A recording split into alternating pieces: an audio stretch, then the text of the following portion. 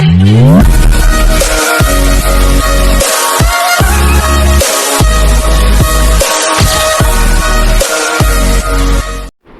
اللہ الرحمن الرحیم۔ السلام علیکم، کیا حال ہیں سب کے؟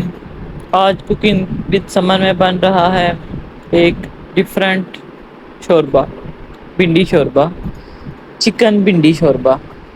بہت مزیدار شوربہ یہ بنتا ہے بھنڈی کا، تو چلیں ہم اس کو سٹارٹ کرتے ہیں۔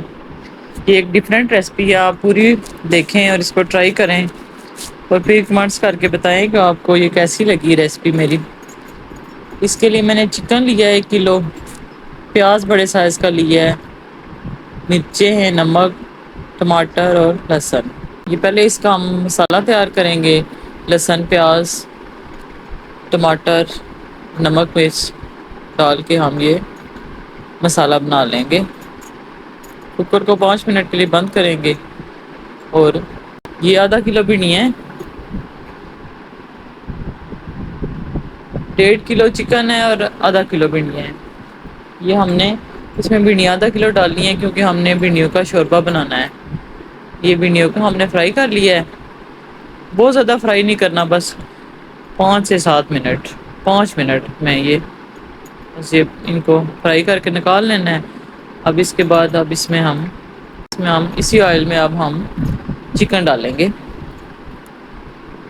چکن کو فرائی کریں گے ہم۔ فرائی کرنا ہے اچھی طرح، جب تک اس کا کلر چینج نہ ہو جائے تب تک اس کو فرائی کرنا ہے۔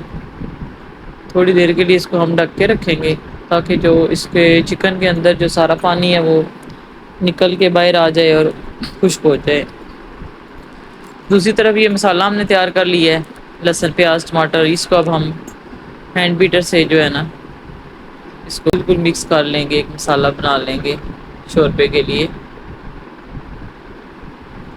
یہ دیکھیں، یہ ہمارے چکن کا کلر چینج ہو گیا، اب یہ فرائی ہو چکا ہے۔ اب اس میں ہم یہ جو ہم نے مسالہ بنایا ہوا ہے وہ شامل کریں گے اس میں۔ یہ سارا مسالہ اس میں ڈال دیں گے، جو لہسن، پیاز، ٹماٹر کا ہم نے مسالہ، نمک، مرچیں ڈال کے ہم نے مسالہ بنایا تھا، وہ سارا مسالہ اس میں شامل کر کے اس کو اب ہم بھونیں گے اچھی طرح، بہت اچھی طرح۔ اس کی اب ہم نے بنائی کرنی ہے، 5 سے 7 منٹ تک اس کی بنائی کریں گے۔ اور 2 چمچ اس میں دہی شامل کریں گے، ہری مرچیں شامل کریں گے اور پھر اس کو بھونیں گے۔ جب بھی کسی بھی آپ ہانڈی میں دہی شامل کریں تو پہلے چولہے کو بالکل لو فلیم پہ کر لیں، اور دوسری طرف جس برتن میں میں نے مسالہ بنایا تھا اسی میں میں نے پانی رکھ دیا ہے ابلنے کے لیے۔ یہ پانی جب ابل جائے گا تو پھر اس کو ہم اس مسالے میں شامل کر دیں گے۔ کوئی بھی شوربے والی آپ ہانڈی بنا رہے ہوں تو اس کے بیچ میں ابلتا ہوا پانی ڈالیں تو ایک ڈیفرنٹ ٹیسٹ آتا ہے۔ یہ میں نے پانی کو ابال لیا ہے، اب جب اس کو ابال آئے گا تو اس میں ہم یہ ابال آنا شروع ہو گیا، آپ کو نظر آ رہا ہے۔ اب اس میں ہم بھنڈیاں شامل کریں گے، یہ بھنڈیاں جو ہم نے فرائی کی ہوئی تھی یہ اس میں ڈال دیں گے۔ اب اس کو ہم 20 سے 25 منٹ کے لیے لو فلیم پہ رکھیں گے تاکہ بھنڈیوں کا ٹیسٹ جو ہے وہ سالن کے بیچ میں آ جائے۔ اب اس کو 20-25 منٹ تک ہم بالکل لو فلیم پہ رکھیں گے۔